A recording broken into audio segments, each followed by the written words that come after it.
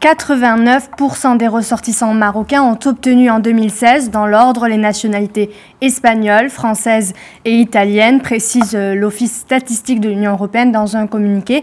Les Marocains étaient les premiers bénéficiaires de la nationalité espagnole, 24,4% pour la nationalité française, 4,9% pour la belge, 12,5% et représentaient 10,2% de l'ensemble des récipiendaires des nationalités octroyées par les États membres de l'Union européenne en 2016.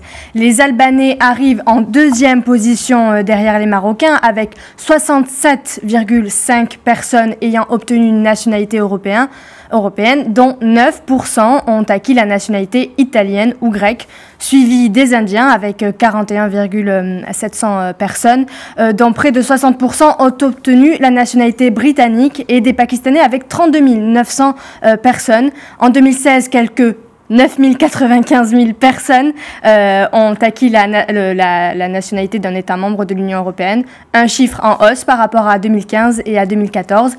Parmi ces personnes, ça fait beaucoup de pourcentage. 12% étaient auparavant citoyens d'un autre État membre de l'Union européenne, la majorité étant des ressortissants de pays tiers ou des apatrides. Alors, les Marocains aujourd'hui sont donc les premiers bénéficiaires de la nationalité d'un des pays européens, à savoir l'Espagne. Est-ce que vraiment l'obtention de la nationalité espagnole pour les Marocains est une question vraiment sensible? Oui, alors pourquoi? Parce que l'Espagne ne reconnaît pas la double nationalité pour les Marocains, comme elle le fait pour les Latino-Américains, par exemple, alors que dans le même temps, le Maroc continue de traiter ses citoyens d'origine comme des Marocains. Ainsi, nous parlons des 800 000 Marocains vivant en Espagne, en oubliant qu'il faut soustraire à ce chiffre tous les Marocains qui ont obtenu la nationalité espagnole et qui ne sont plus considérés comme des étrangers pour la législation espagnole. Le nombre de Marocains de l'étranger que le pays doit gérer évolue entre 3 et 5 millions, sans oublier que pour les autorités marocaines, les ressortissants qui ont un passeport rouge naissent et meurent marocains. Alors, un exemple célèbre et récent de cette question sensible en Espagne, Mounir El Haddadi, l'international espagnol d'origine marocaine qui évolue à Alaves, espère disputer sa première Coupe du Monde sous les couleurs des Lions de l'Atlas. Il a saisi, avec l'appui de la Fédération royale marocaine de football, le tribunal arbitraire du sport, après avoir vu sa demande de changement de nationalité sportive rejetée par la FIFA.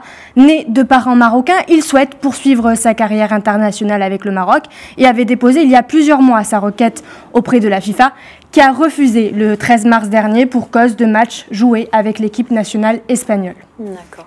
Et dans l'autre sens, alors, Anissa, pour l'obtention de la nationalité marocaine, comment ça marche?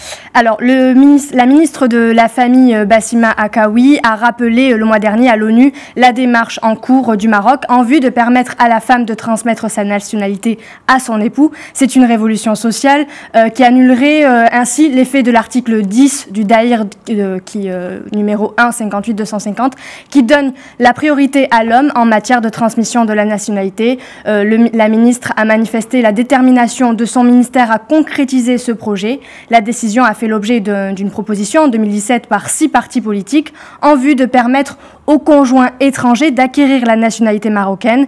Cette nouvelle loi vient dans la continuité de la loi nationale adoptée en 2007 qui permettait à la mère de donner la nationalité à ses enfants. Merci beaucoup, Anissa.